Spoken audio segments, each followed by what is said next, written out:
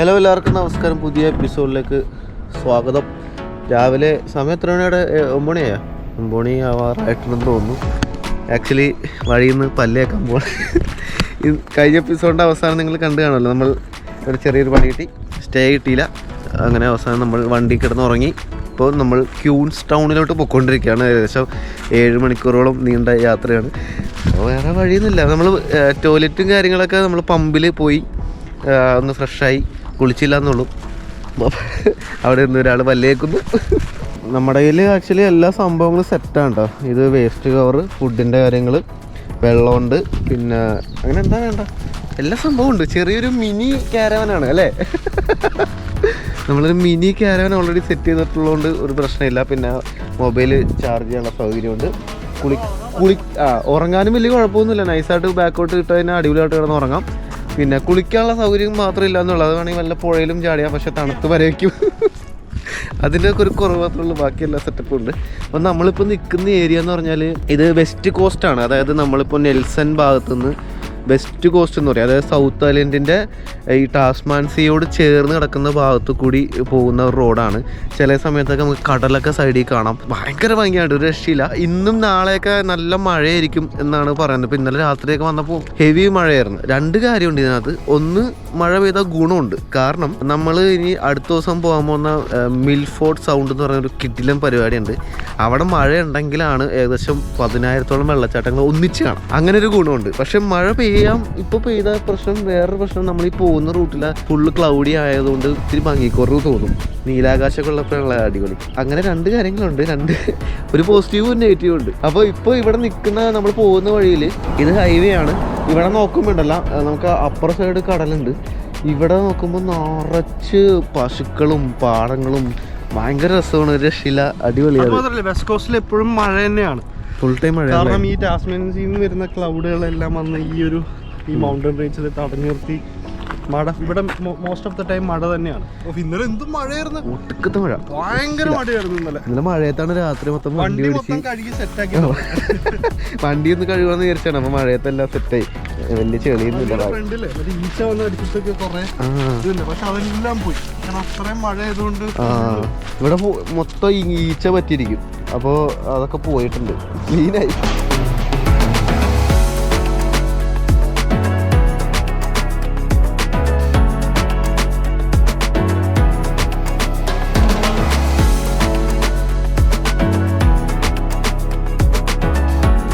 ആദ്യമായിട്ട് unlimited online ക്ലാസ്സുകൾ കൊണ്ടുവന്ന ആരാന്നറിയാമോ? ടിജൂസ് അക്കാദമി. അതായത് OET, IELTS പോലെയുള്ള, അതായത് പുറത്തേക്ക് പോകാനായിട്ട് ഇംഗ്ലീഷൊക്കെ പഠിക്കുന്ന ടെസ്റ്റുകളുണ്ടല്ലോ, ഇതിൻ്റെ ഏറ്റവും മികച്ച, ഇന്ത്യയിലെ തന്നെ ഏറ്റവും മികച്ച ട്രെയിനിങ് കൊടുക്കുന്ന ഇൻസ്റ്റിറ്റ്യൂട്ടാണ് നമ്മുടെ ടിജൂസ് അക്കാദമി എന്ന് പറയുന്നത്. നിങ്ങൾക്ക് ഓൺലൈൻ ക്ലാസ്സുകളും അതുപോലെ ഓഫ്ലൈൻ ക്ലാസ്സുകളും ഉണ്ട്. ഹോസ്റ്റലിൽ നിന്ന് പഠിക്കണമെങ്കിൽ അതിനുള്ള സൗകര്യമുണ്ട്. ഏറ്റവും വലിയ പ്രത്യേകത എന്ന് പറഞ്ഞാൽ നിങ്ങളുടെ സൗകര്യത്തിനനുസരിച്ച് നിങ്ങൾക്ക് ജോലി ഉണ്ടെങ്കിൽ അതിനോടൊപ്പം തന്നെ നിങ്ങൾക്ക് ഈ OET, IELTS കോഴ്സുകൾ നിങ്ങൾക്ക് ട്രെയിനിങ് കിട്ടും. അപ്പോൾ അതിന് വേണ്ടിയിട്ടുള്ളൊരു ഏറ്റവും മികച്ച ഇൻസ്റ്റിറ്റ്യൂട്ടാണ് നമ്മുടെ Tiju's academy.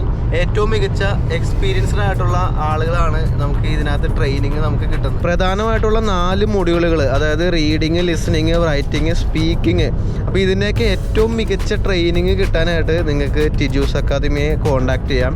OET, IELTS, PTE, CBT അങ്ങനെ എല്ലാ ഇംഗ്ലീഷ് ഫ്ലുവൻസി ടെസ്റ്റുകൾക്കുള്ള ട്രെയിനിങ് ഉണ്ട്. അപ്പോൾ അതിൻ്റെ കോൺടാക്ട് ഡീറ്റെയിൽസ് ഞാൻ ഡിസ്ക്രിപ്ഷനിൽ കൊടുത്തിട്ടുണ്ട്. അപ്പോൾ പുറത്തേക്ക് പോകാനായിട്ട്, പ്രത്യേകിച്ച് ന്യൂസിലാൻഡിലാണ് നമ്മളിപ്പോൾ യാത്ര ചെയ്യുന്നത്.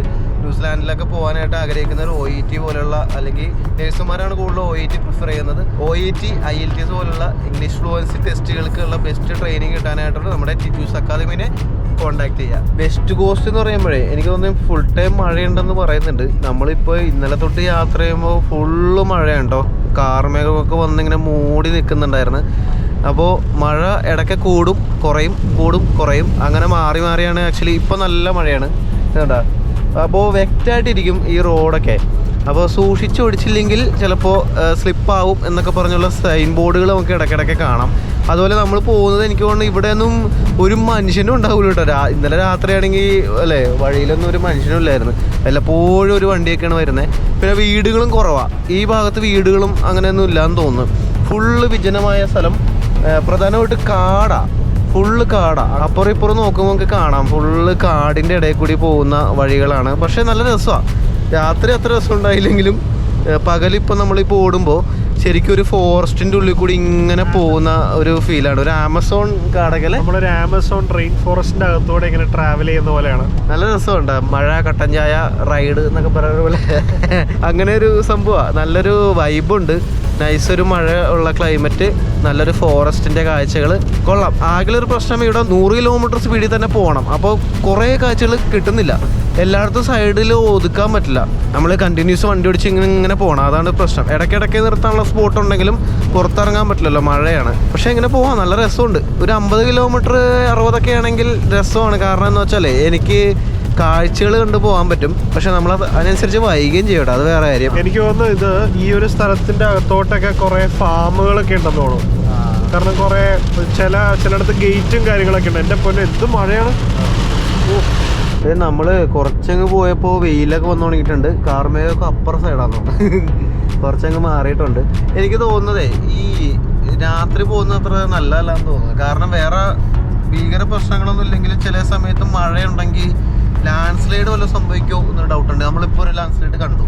അതുമല്ല രാത്രി വരുമ്പോൾ നമ്മൾ ശ്രദ്ധിച്ച കാര്യം, പല സ്ഥലത്ത് റേഞ്ച് ഇല്ല, കാടായതുകൊണ്ട് റേഞ്ച് ഇല്ല. അപ്പം ഇൻ കേസ് അങ്ങനത്തെ വല്ല വള്ളിക്കേസൊക്കെ വന്നു കഴിഞ്ഞാൽ നമുക്ക് പണി ചെയ്യാൻ സാധ്യതയുണ്ട്. തണുപ്പ് കാലത്തൊക്കെ ഇപ്പോൾ എങ്ങനെയായിരിക്കും? ഈ തണുപ്പാലത്തൊക്കെ ഇവിടെ നല്ല മഞ്ഞൊക്കെ ആയിരിക്കും. മഞ്ഞ് പെയ്യുമല്ലോ ഇവിടെ? പിന്നെ മഞ്ഞ് ഈ ഏരിയയിൽ മഞ്ഞ് പെയ്യുമെന്ന് അറിയില്ല. കുറച്ചും കൂടെ അങ്ങോട്ട് മാറി കഴിയുമ്പോഴത്തേനും നമ്മളിത് ട്രാവൽ ചെയ്യുന്ന റൂട്ടിലൊക്കെ ശരിക്കും പറഞ്ഞാൽ സ്നോ വീഴണ സ്ഥലങ്ങളാണ്. അപ്പൊ എന്തായാലും നമ്മളിപ്പോ വന്നേക്കുന്നത് സമ്മർ ടൈമാണ്. സമ്മറിന്റെ സ്റ്റാർട്ടിംഗ് ആണ്. ഇപ്പോ എന്ന് പറഞ്ഞാൽ വെയിലുണ്ട്, മഴയുണ്ട്, തണുപ്പുണ്ട്, എല്ലാം കൂടി മിക്സ് ചെയ്തിട്ടുള്ള ക്ലൈമറ്റ് ആണ്. പക്ഷെ ഭയങ്കര ഭംഗിയാട്ടാ. ഇത് കണ്ട കോടയൊക്കെ മൂടി നിൽക്കുന്ന ഒരു കാഴ്ചയൊക്കെയാണ്. നല്ല രസമുണ്ട്. എന്തായാലും ഇന്ന് മൊത്തം ക്ലൗഡിയാണ്. മനുഷ്യന്മാർ ഇത്തിരി കുറവാ അല്ലേ? മനുഷ്യന്മാരില്ല സത്യം പറഞ്ഞു കഴിഞ്ഞാൽ. നമ്മളെവിടെ മനുഷ്യന്മാരെ കാണുന്നത്? ആകെ സിറ്റിയിൽ ചെല്ലുമ്പോൾ മാത്രമേ മനുഷ്യന്മാരെ കാണുന്നുള്ളൂ. ബാക്കി ഫുള്ള് നമുക്ക് കൂട്ടായിട്ട് മറ്റേ പശുവും അതെ.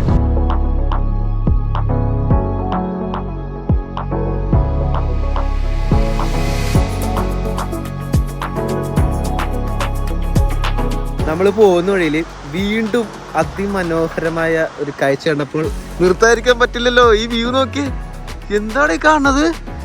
എന്റെ പൊന്നെ, ഒരു നദി ഒഴുകുന്നു, മലകൾ. ഇവിടെ ആകെയുള്ള പ്രശ്നം ക്ലൗഡി ആയിട്ട് നിൽക്കുന്നു എന്ന് മാത്രമേ ഉള്ളൂ. അല്ലെങ്കിൽ ഫുള്ള് നീലാകാശം ഒരുക്കോട്ടെ. പക്ഷെ അതൊരു വേറെ വൈബാ. മഴയുള്ളപ്പോഴും ഒരു വൈബാണ്. ചെറിയൊരു പാലമാണ്. ഒരു വണ്ടിക്ക് മാത്രമേ പോകാൻ പറ്റുള്ളൂ. അത്യാവശ്യം 300 മീറ്റർ ഉണ്ടല്ലേ? 300 മീറ്റർ ഉള്ള പാലം. ഞാൻ ഉദ്ദേശിച്ചത് വീതി കുറവാണ്. ഒറ്റ വണ്ടിക്ക് മാത്രമേ പോകാൻ പറ്റുള്ളൂ. പാലത്തിന്റെ നടുക്ക് ഒരു ചെറിയൊരു ഗ്യാപ്പ് ഉണ്ട്, ഇൻ കേസ് വല്ല വണ്ടി വന്നാൽ ഒതുക്കാൻ.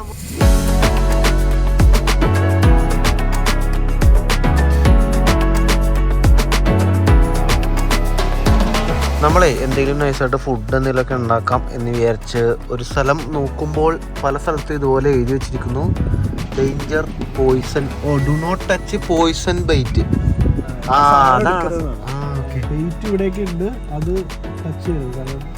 ഡേറ്റ് വരെ കൊടുത്തിട്ടുണ്ട് അവര്.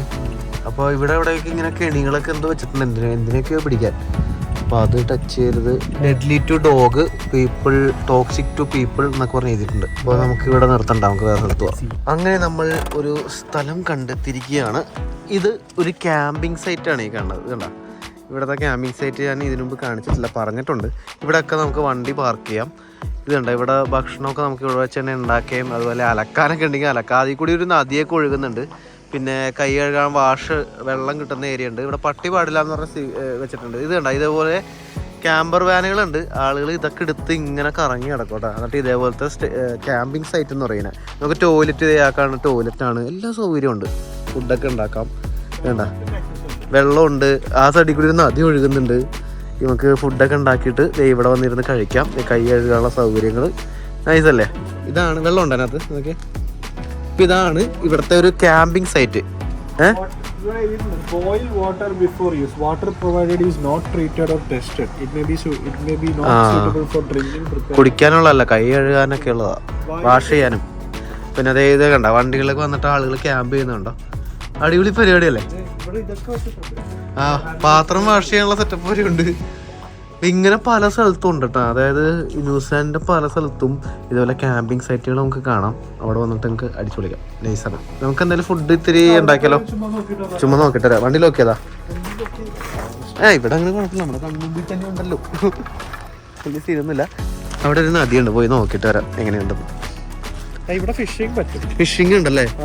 സാൽമൺ കിട്ടുമോ ചൂണ്ടിട്ടാല്? എന്താ ചെയ്തേക്കണം ഇവിടെ? നമുക്ക് ഫിഷ് ചെയ്യാൻ പറ്റും. ഇതിൻ്റെ അകത്ത് ചെയ്തേക്കണം വെച്ചാൽ നമുക്ക് ലൈസൻസ് വേണം. പിന്നെ ഇവിടെ ഏറ്റവും കൂടുതൽ കിട്ടുന്നത് ഒന്ന് ബ്രൗൺ ട്രൗട്ട്, സാൽമൺ കിട്ടും. സാൽമണും ട്രൗട്ടും ഓൾമോസ്റ്റ് സിമിലർ ഫാമിലിയാണ്.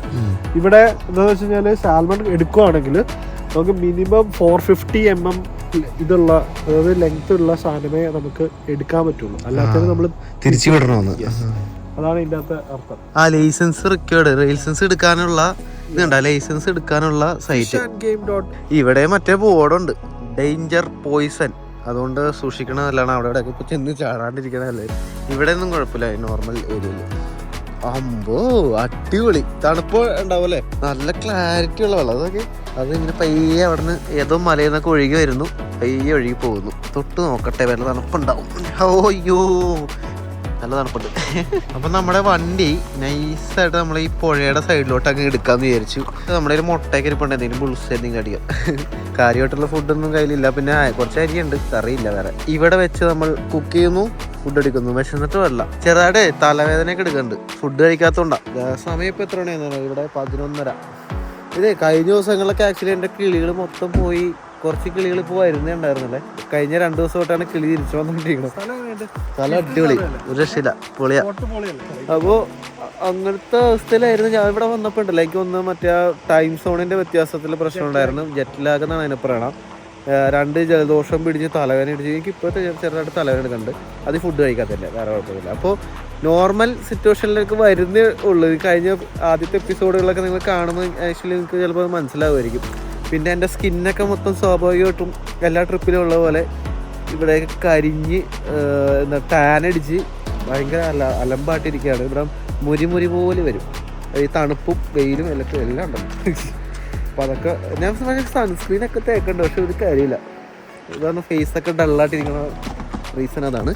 അപ്പോൾ നമ്മൾ പരിപാടി എടുക്കുന്നു, സ്റ്റൗ എടുക്കുന്നു, കുക്ക് ചെയ്യുന്നു. അപ്പോൾ ഇത് നമ്മൾ പോർട്ടബിൾ സ്റ്റൗ ആണ്. ഇതുപോലെ ട്രാവൽ ചെയ്യുമ്പോൾ നമുക്ക് യൂസ് ചെയ്യാൻ പറ്റുന്ന സംഭവമാണ്. ഇത് ഗ്യാസ് അല്ലേ? ഇത് ആ ഗ്യാസ് വെച്ചിട്ടാണ് തീ കത്തുന്നത്. മിനി ഗ്യാസ് കുറ്റി. 6 മണിക്കൂർ നിന്ന് കത്തുമോ? അത് കൊള്ളാലോ. അപ്പോൾ ഇതുപോലത്തെ 3 നമ്മുടെ കയ്യിൽ ഓൾറെഡി ഉണ്ട്. ഇത് ഇന്നലെ ഉപയോഗിച്ചതാ. നമ്മൾ വീണ്ടും അത് ജസ്റ്റ് ഫിറ്റ് ചെയ്താൽ മതി. ഇത് റീഫില്ലാണോ അല്ലെങ്കിൽ മേടിക്കണോ? മേടിക്കണം അല്ലേ? അപ്പോൾ അത് അത്രേ ഉള്ളൂ. ജസ്റ്റ് ഒന്ന് ഫിറ്റ് ചെയ്യുന്നു, അടയ്ക്കുന്നു. അത് ജസ്റ്റ് ഓട്ടോമാറ്റിക്കാ. അതങ്ങ് തിരിച്ചു കഴിഞ്ഞാൽ തീ കത്തും, അത്രേ ഉള്ളൂ.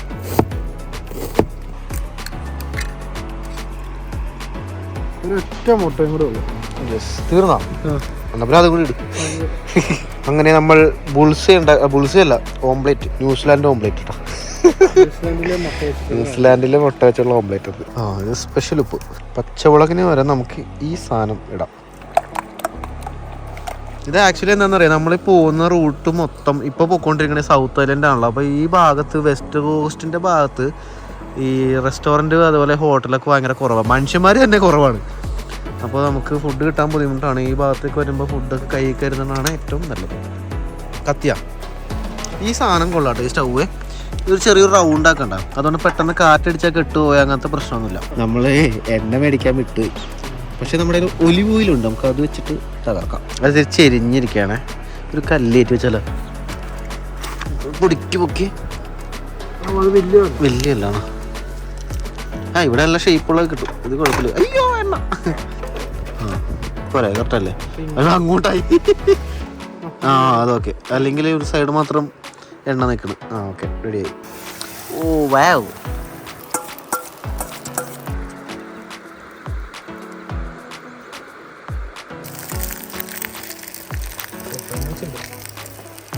ഇപ്പം ഏകദേശം സെറ്റായി കാണുമായിരിക്കും അല്ലേ?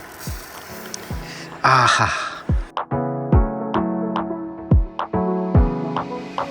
ഇതാണ് നമ്മളിവിടെ ഭക്ഷണം കഴിച്ചുകൊണ്ടിരുന്നപ്പോൾ 2 കമിതാക്കൾ നടന്നു പോകുന്നു, കൈയും കോർത്ത് പിടിച്ച്. ഇങ്ങനെ ഇതൊരു ആക്ച്വലി ഒരു കാടാണ്. നമ്മുടെ ഇവിടെയൊക്കെ ഇതുപോലെ കാട്ടിൽ 2 ആണും പെണ്ണും കണ്ട എന്ത് സീനായിരിക്കും അല്ലേ? ഇവിടെ ഇവർക്ക് ഫ്രീഡം ഉണ്ട്.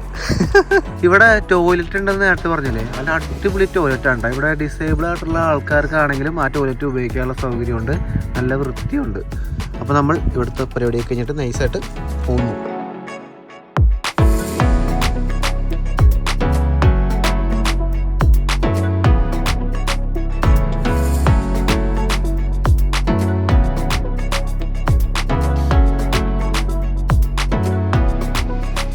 ഫ്രാൻസ് ജോസഫ് ഗ്ലേഷ്യർ എന്നൊക്കെ പറഞ്ഞ് എഴുതി വെച്ചിട്ടുണ്ട്. നമ്മൾ ഫ്രാൻസ് ജോസഫ് എന്ന് പറയുന്ന സിറ്റിയിലോട്ട് എത്തി. ഇവിടെ ഗ്ലേഷ്യർ എന്തൊക്കെയുണ്ടെന്ന് പറയണ്ട കേട്ടോ. ചെറിയ സിറ്റിയാണല്ലേ, പക്ഷെ ബാക്ക്ഗ്രൗണ്ട് നോക്കിയ അടിപൊളി മലയൊക്കെ. അവിടെ കുറെ വെള്ളച്ചാട്ടമൊക്കെ ഉണ്ട് കേട്ടോ ആ മലയിൽ. ഇവിടെ ഒരു ചർച്ചുണ്ട്. പിന്നെ ഇവിടെ കുറെ ഹെലികോപ്റ്റർ റൈഡൊക്കെ ഉണ്ടെന്ന് പറഞ്ഞിട്ട് എഴുതി വെച്ചിട്ടുണ്ട്. അടിപൊളിയായിരിക്കും. ഒരു നേച്ചർ വാക്കോ. ഇത് ഫ്രണ്ട് നോക്കി, ഞാൻ പറഞ്ഞില്ല വെള്ളച്ചാട്ടം ഉണ്ടെന്ന്. എന്റെ പൊന്നോ, കിട്ടില്ല വ്യൂ. ടെമ്പററി 10 കിലോമീറ്റർ സ്പീഡിലേ പോകാൻ പാടുള്ളൂ. ഓ നൈസ് നൈസ്. എഴുതി വെച്ചാണ് ഫോക്സ് ഗ്ലേഷ്യർ. ഇത് പല പല ഗ്ലേഷ്യർ ഉണ്ടോ. ഇത് ഒരു ഗ്ലേഷ്യർ അങ്ങോട്ട്, ഫ്രാൻസ് ജോസഫ് ഗ്ലേഷ്യർ ഇങ്ങോട്ട്. ഞാനേ നൈസായിട്ടൊന്ന് ഇങ്ങോട്ട് നടന്നു. ഇവിടെ ഗീവ് വേ എന്ന് എഴുതിയേക്കുന്നുണ്ട്. അതായത് പ്രയോറിറ്റി ആണ്. ഇതിപ്പോൾ ഒരു വണ്ടിക്കല്ലേ പോകാൻ പറ്റുള്ളൂ. അപ്പോൾ ഈ ഭാഗത്തു നിന്നുള്ളവർ ഇവിടെ സ്റ്റോപ്പ് ചെയ്യണം, അവിടെ വണ്ടി ഉണ്ടെങ്കിൽ. അതുകൊണ്ടാണ് ഇവിടെ റെഡ് കാണിച്ചേക്കണം, മനസ്സിലായോ? ഇവിടെ ഒരു കുഞ്ഞ പാലമുണ്ട്. അതിൽ കൂടി നടന്ന് നോക്കാം. ആ പാലത്തിൻ്റെ നടുക്ക് വരെ പോവാം. അയ്യോ അടിപൊളി വ്യൂ.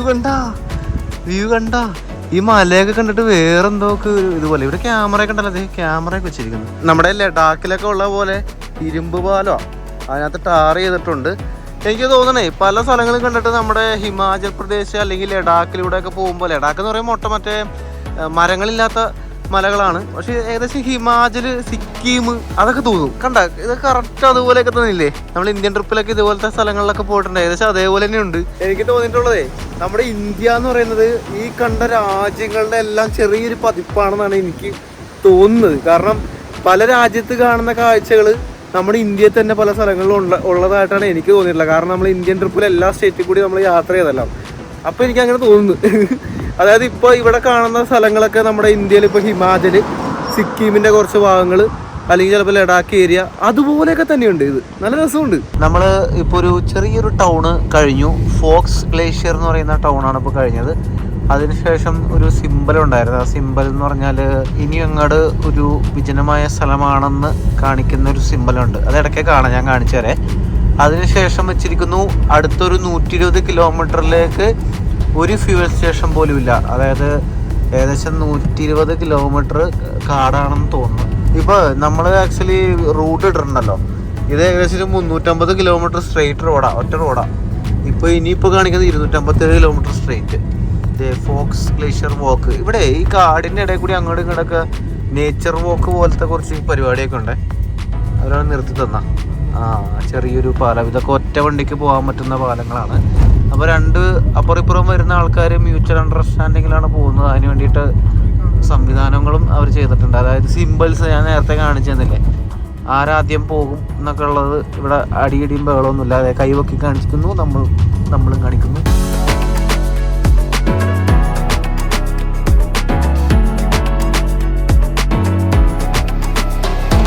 ഇത് കണ്ട വേറൊരു കാര്യം നിങ്ങൾ ശ്രദ്ധിച്ചാ, ബ്രിഡ്ജ് നമ്പർ 7665.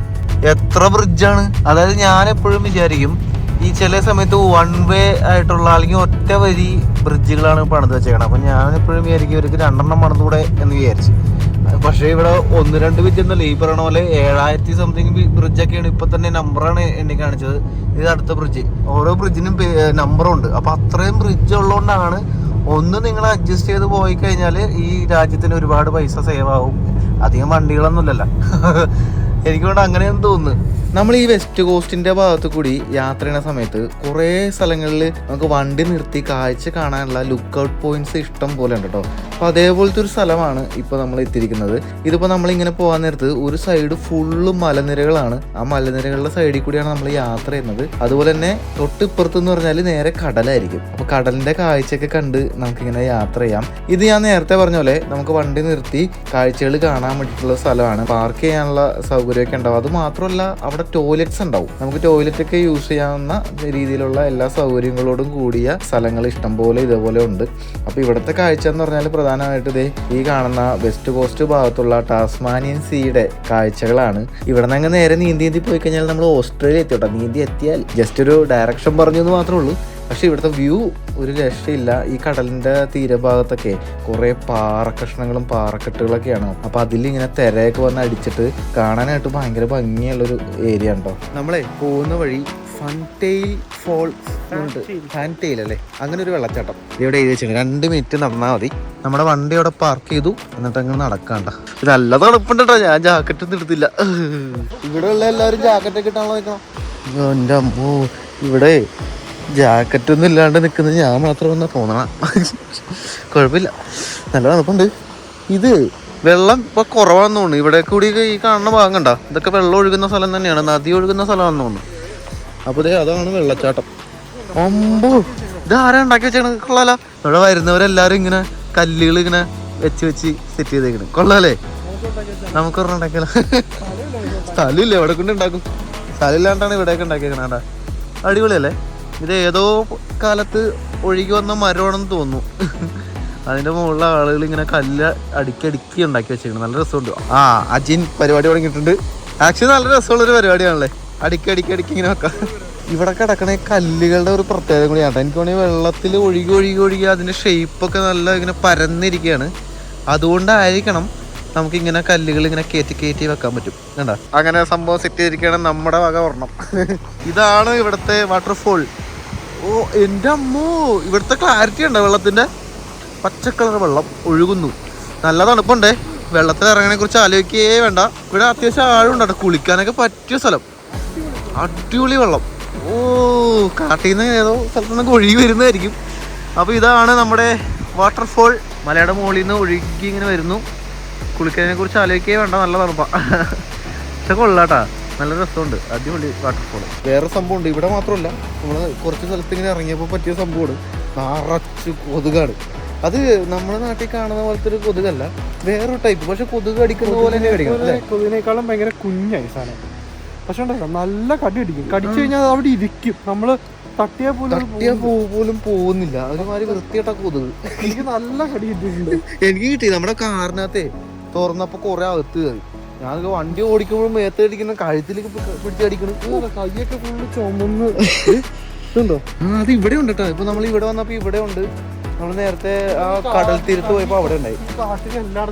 എല്ലായിടത്തും ഉണ്ട് സാധനം. കൊതുക എന്താ പറയണെന്ന് അറിയില്ല.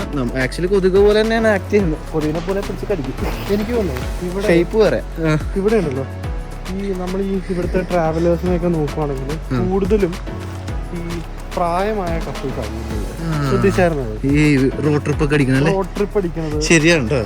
നമ്മളിപ്പോ പോണ പോലെ ഫുള്ള് ട്രാവൽ ചെയ്യണതൊക്കെ മിക്കതും ഈ ഭയങ്കര പ്രായമായിട്ടുള്ള കപ്പിൾസാണ്. അവര് ജോലിയൊക്കെ കഴിഞ്ഞ് സെറ്റിൽ ചെയ്ത് അവരുടെ സ്വന്തം വീട് വരെ വിറ്റ് full whole world road trip അടിക്കുന്ന ടീംസായിരിക്കും. കാരണം എനിക്കൊരാളെ അറിയാം. പുള്ളിയാണെങ്കിൽ പുള്ളിയുടെ ഒരു വീടുണ്ട്. ആ പുള്ളിക്കാരൻ വീട് വിൽക്കാൻ നോക്കിയപ്പം 2011 ഇവിടുത്തെ എർത്ത്ക്വേക്കിൽ ആ വീട് ചെറുതായിട്ടൊന്ന് ഇരുന്നു പോയി. അപ്പം പുള്ളിയുടെ ശിഷ്ടകാലം പുള്ളി വേൾഡ് ടൂർ അടിക്കാമെന്ന് വെച്ചിട്ട് ഇങ്ങനെ ഇരുന്ന സമയത്ത് പുള്ളി ഈ വീടിനെ പറ്റി നോക്കിയപ്പോഴാണ് മനസ്സിലായത്. വീട് വിൽക്കാൻ നോക്കിയപ്പോഴാണ് മനസ്സിലായത് വീട് ചെറുതായിട്ടൊന്ന് ഇരുന്നിട്ടുണ്ട്. അപ്പോൾ പുള്ളി അത് എന്തോ 200,000 എങ്ങാണ്ട് കൊടുത്തിട്ട് അവസാനം വീട് ക്ലിയർ ആക്കി. അപ്പോൾ അതിൻ്റെ വാല്യൂ കൂടും. അപ്പം അതിന് വേണ്ടി എന്നിട്ട് വേണം പുള്ളിക്ക് അത് വിറ്റിട്ട് വേൾഡ് ടൂർ അടിക്കാൻ. എന്നോട് അതാണ് ഉദ്ദേശിക്കുന്നത്. ശരി, പുള്ളിക്ക് അങ്ങനെ വിട്ടിട്ട് വേണം വേൾഡ് ടൂർ അടിക്കാൻ. അത് കൊള്ളാം. ഇപ്പൊ ഇവിടെയൊക്കെ ഉണ്ടായത് മൊത്തം ക്യാമ്പർ വാനുകളാണ്. ഇവിടെ ക്യാമ്പർ വാനുകളൊക്കെ നമുക്ക് വാടകയ്ക്ക് കിട്ടും. ഇതൊക്കെ ഇങ്ങനത്തെ കുഞ്ഞ് ജ്യൂസി ഇതെല്ലാം കിട്ടും. 2 പേർക്കുള്ളത് നമ്മളൊന്ന് ചെക്ക് ചെയ്തതാണ് ഈ സാധനം ആണല്ലേ. ഇത് 2 പേർക്കുള്ള ഇതാണ്. നമ്മളിത് ഒഴിവാക്കിയുണ്ട്, കാരണം ഇത്തിരി എക്സ്പെൻസീവ് ആണ്. നല്ല റെന്റ് കൊടുക്കണം. അതുപോലെ മൈലേജും കുറവായതുകൊണ്ട് നമ്മൾ അത് വേണ്ടെന്ന് വെച്ചാൽ നമ്മൾ സ്വന്തം കാറിൽ ഇറങ്ങിയെന്നുള്ളൂ. ഇതിനകത്ത് ടോയ്ലറ്റ് സൗകര്യമൊക്കെ ഉണ്ട് കേട്ടോ. ഇതിനകത്ത് കണ്ടത് ഇവിടെ ടോയ്ലറ്റ് ഉണ്ട്, കിടന്നുറങ്ങാം. അതുപോലെ ഇതിനകത്തും കിടന്നുറങ്ങാം. ഈ മോളിൽ കാണുന്ന ഭാഗത്ത് കിടന്നുറങ്ങുന്ന നമ്മളിപ്പം ഈ പറഞ്ഞ പോലെ നമ്മൾ നേരത്തെ പോയ ക്യാമ്പസ് സൈറ്റ്സ് അല്ലേ, അവിടെ പോയി കഴിഞ്ഞാൽ നമുക്ക് ഇലക്ട്രിസിറ്റി ഇത് ചെയ്യാൻ പറ്റും. കണക്ട് ചെയ്യാം അല്ലേ. കാരണം നമ്മൾ അങ്ങനത്തെ സ്ഥലങ്ങളിൽ നമ്മൾ ചൂസ് ചെയ്യുമ്പോൾ നമ്മൾ $40 അല്ലെങ്കിൽ ഒരു $30, $35 ഒക്കെ നമ്മൾ ഫീസ് കൊടുക്കണം. അപ്പോൾ നമുക്ക് അവിടുത്തെ ബാത്റൂം ഫെസിലിറ്റീസ്, ഇലക്ട്രിസിറ്റി എല്ലാ സാധനവും നമുക്ക് ഉപയോഗിക്കാം. അപ്പോൾ അതുകൊണ്ട് ഭയങ്കര നല്ലതാണ്. കാരണം നമുക്ക് രാത്രി നമ്മുടെ ജനറേറ്റർ ഉപയോഗിക്കണ്ട, സുഖമായിട്ട് നമുക്ക് ഇലക്ട്രിസിറ്റി ഉപയോഗിച്ച് നമുക്ക് സുഖമായിട്ട് വീട്ടിൽ കിടന്നുറങ്ങണ പോലെ തന്നെ കിടക്കാം. അല്ല, അത്യാവശ്യം അടിപൊളി സെറ്റപ്പ് ഇതിൻ്റെ അകത്ത്. ചെറിയൊരു മിനി കിച്ചൺ ഉണ്ടാവും, ഒരു സോഫ ഉണ്ടാവും, ഒരു ബെഡ് ഉണ്ടാവും. ചിലപ്പോൾ ഇതൊക്കെ ചിലപ്പോൾ ഒരു 4-5 ഒരു ഫുൾ ഫാമിലിക്ക് പറ്റണ സംഭവമാണ്. മൊത്തം അപ്പർ ഡെക്കില് ബെഡും കാര്യങ്ങളൊക്കെ ഉള്ള പറ്റും. ഇങ്ങനെ കുറെ കമ്പനികളുണ്ട് ഇവിടെ. ഇത് മാത്രമല്ല, ഇവിടെ ആക്ച്വലി വേറൊരു പരിപാടി ചെയ്യാൻ പറ്റും. ഇവിടെ എന്താ വെച്ച് കഴിഞ്ഞാല്, ഇവിടെ ഈ ക്യാമ്പർ വാൻസ് ഇപ്പം ഓക്ലൻഡിൽ നിന്ന് ക്രൈസ്റ്റ് ചർച്ചിൽ പോയി. ഓക്കെ, ഈ ക്രൈസ്റ്റ് ചർച്ചിൽ നിന്നുള്ള ക്യാമ്പർ വാൻസ് മാത്രമല്ല, പല ഇപ്പൊ റെന്റ് കാർ പോലും നമുക്ക് ക്രൈസ്റ്റ് ചർച്ചിൽ നിന്ന് ഇപ്പൊ ഓക്ലൻഡിൽ കൊണ്ടുപോകണം, അല്ലെങ്കിൽ ഓക്ലൻഡിൽ നിന്ന് ക്രൈസ്റ്റ് ചർച്ചിൽ കൊണ്ടുപോകണം. അതെങ്ങനെ കൊണ്ടുപോകും? ആക്ച്വലി നമുക്ക് അങ്ങനെ ഒരു ഓപ്ഷൻ ഉണ്ട്. നമുക്ക് ഫ്രീ ആയിട്ട് നമുക്ക് ഡ്രൈവ് ചെയ്ത് പോകണമെങ്കിൽ ഇങ്ങനത്തെ പിക്ക് ആൻഡ് ഡ്രോപ്പ് ചെയ്യാം നമുക്ക്. കൊണ്ടേ ജസ്റ്റ് കൊടുത്താൽ മതി. അപ്പൊ അതിന് കഴിഞ്ഞ പ്രാവശ്യം എന്നോട് ഒരാൾ പറഞ്ഞപ്പം വെല്ലിംഗ്ടൺ വരെ ആയിരുന്നു. വെല്ലിംഗ്ടൺ വരെ $700 തരാന്ന് പറഞ്ഞു. ക്രൈസ്റ്റ് ചർച്ചിൽ നിന്ന് $700 വരും. അതിനുള്ളിൽ കംപ്ലീറ്റ് എക്സ്പെൻസസ് അതിൽ നടത്തണമെന്ന്. അതായത് ഇപ്പൊ പെട്രോൾ കാശ്, ഫെറിയുടെ കാശ്, നല്ല കൊതുകുണ്ട്. പെട്രോൾ കാശ്, ഫെറിയുടെ കാശ്, ഇപ്പൊ നമ്മുടെ തിരിച്ചിപ്പോ നമ്മള് ഫ്ലൈറ്റിനെ വരണമെങ്കിൽ ആ കാശ് എല്ലാം ഈ $700 വന്നാലേ നമുക്ക് നഷ്ടമില്ലാതെ പോയിട്ട് വരാൻ പറ്റും. അങ്ങനെ ചെയ്യാൻ പറ്റും. അത് ആക്ച്വലി കാറായിരുന്നു, ഒരു CRV ആയിരുന്നു, ഹോണ്ട CRV. അപ്പൊ അതുപോലെ നമുക്ക് ക്യാമ്പർ വാൻസും എല്ലാ പരിപാടികളും കിട്ടും. നമുക്ക് അതിനൊരു പ്രത്യേക സൈറ്റ് ഒക്കെ ഉണ്ട്, നല്ല പരിപാടിയാണ്. അങ്ങനെ ട്രാവൽ ചെയ്യാൻ നമുക്ക് ഒരു അന്തവും കുന്തവും ഇല്ലാതെ ഓപ്ഷൻസ് ഒക്കെ ഉണ്ട്. നമ്മൾ ഈ ന്യൂസിലാൻഡിൽ കൂടി യാത്ര ചെയ്ത സമയത്ത് ഇവിടുത്തെ റോഡിന്റെ കാര്യം എടുത്തു പറയേണ്ട ഒന്ന് തന്നെയാണ് കേട്ടോ. റോഡ് എന്ന് പറഞ്ഞാൽ ഒരു രക്ഷയില്ലാത്ത റോഡാണ്. ഒരു കുണ്ടും കുഴി പോലും ഇതേവരെ ഞാൻ കണ്ടിട്ടില്ല. നമ്മൾ ഇത്ര നേരം ടാർ ചെയ്ത റോട്ടിൽ കൂടിയൊക്കെയാണ് യാത്ര ചെയ്തെങ്കിൽ ഈ ഭാഗത്തോട്ട് വന്നപ്പോൾ റോഡിന് എന്തോ പ്രത്യേകത ഉള്ളതായിട്ട് തോന്നി. അതായത് റോഡ് ഈ ഭാഗത്ത് വളരെ പരിക്കൻ രീതിയിലാണ് കിടക്കുന്നത്. ഈ മഞ്ഞുകാലത്തൊക്കെ ഇവിടെയൊക്കെ ചിലപ്പോൾ മഞ്ഞൊക്കെ വീണ് കിടക്കുന്ന ഒരു അവസ്ഥയുള്ളതുകൊണ്ട് ചിലപ്പോൾ തെന്നി പോവാണ്ടിരിക്കാനൊക്കെ മറ്റോ ആയിരിക്കും ചിലപ്പോൾ അങ്ങനെ ചെയ്തിരിക്കുന്നതെന്ന് തോന്നുന്നു. സാധാരണ കാണുന്ന ടാർ ചെയ്ത റോഡിൽ നിന്ന് വ്യത്യസ്തമായിട്ട് വളരെ പരിക്കനായിട്ടുള്ള റോഡാണ്. എനിക്ക് തോന്നുന്നത് നല്ല ഗ്രിപ്പൊക്കെ കിട്ടും. അതുപോലെ തന്നെ വേറെ കാര്യം എടുത്തു പറയേണ്ടത്, നമ്മളിപ്പോൾ ആക്ച്വലി പോകുന്നത് ഒരു മലഞ്ചെരുവിൽ കൂടിയാ. റൈറ്റ് സൈഡ് കാണുന്നത് ഒരു വലിയ തടാക, വനാക്ക എന്ന് പറയുന്ന ഒരു തടാക. അപ്പൊ ഇതേപോലത്തെ റോഡ് കണ്ട, അതായത് വളവും തിരിവും ഒക്കെ ഉള്ള റോഡാണ്, ഒരു മലമ്പാതയാണ്. പക്ഷെ ഈ റോട്ടിൽ കൂടി നമുക്ക് 100 കിലോമീറ്റർ സ്പീഡിൽ യാത്ര ചെയ്യാം. നല്ല വളവൊക്കെ വരികയാണെങ്കിൽ മാത്രം അവരവിടെ സൈൻ ബോർഡ് വെച്ചിട്ടുണ്ടാവും. അപ്പോൾ നമുക്ക് അതിനനുസരിച്ച് സ്പീഡ് കുറച്ച് ഓടിക്കാം. അപ്പോൾ ഇതേപോലത്തെ മലമ്പാതകളാണെങ്കിലും നമുക്ക് നല്ല സ്പീഡിൽ വണ്ടി ഓടിച്ച് വിടാം. നല്ല സേഫ്റ്റി ഫീൽ ചെയ്യാം കേട്ടോ. പെട്ടെന്ന് കയ്യിൽ നിന്ന് പോകുന്ന അങ്ങനത്തെ തരത്തിലുള്ള ഒരു കാര്യങ്ങളും നമുക്ക് തോന്നൂല. നല്ല സേഫായിട്ട് തന്നെ നമുക്ക് ഡ്രൈവ് ചെയ്യാൻ പറ്റുന്ന ഒരു ഫീൽ ഉണ്ട് ഇവിടെ. അതുപോലെ തന്നെ നമ്മളിപ്പോൾ യാത്ര ചെയ്യുന്നത് വനാക്ക എന്ന് പറയുന്ന ലേക്കിന്റെ സൈഡിൽ കൂടിയാണ് കേട്ടോ. ഈ വനാക്ക ലേക്കാണ് ന്യൂസിലാൻഡിലെ ഏറ്റവും വലിയ 4ാമത്തെ തടാകം. ഈ ഒരു തടാകം 142 കിലോമീറ്ററിലാണ് വ്യാപിച്ച് കിടക്കുന്നത്. ഏകദേശം 42 കിലോമീറ്റർ നീളമുണ്ട്. അതുപോലെ തന്നെ ഈ ഒരു തടാകം സമുദ്രനിരപ്പിൽ നിന്ന് 278 മീറ്റർ ഉയരത്തിലാണ്. അതുമാത്രമല്ല 950 അടിയാണ് ഈ തടാകത്തിന്റെ ഏറ്റവും കൂടിയ ആഴം. അതുപോലെ ഈ വനാക്ക എന്ന് പറയുന്നത് മൗണ്ട് ആക്സ്പ്രിംഗ് നാഷണൽ പാർക്കിന്റെ കവാടം എന്നാണ് അറിയപ്പെടുന്നത്. ഈ വനാക്ക ടൗണൊക്കെ നമ്മളിപ്പോൾ എത്താൻ പോകുന്നേ ഉള്ളൂ. അപ്പോൾ അതിന്റെ ഭാഗമായിട്ട് വനാക്ക എന്ന് പറയുന്ന ഈ ഒരു തടാകത്തിന്റെ സൈഡിൽ കൂടെയാണ് നമ്മളിപ്പോൾ യാത്ര ചെയ്യുന്നത്.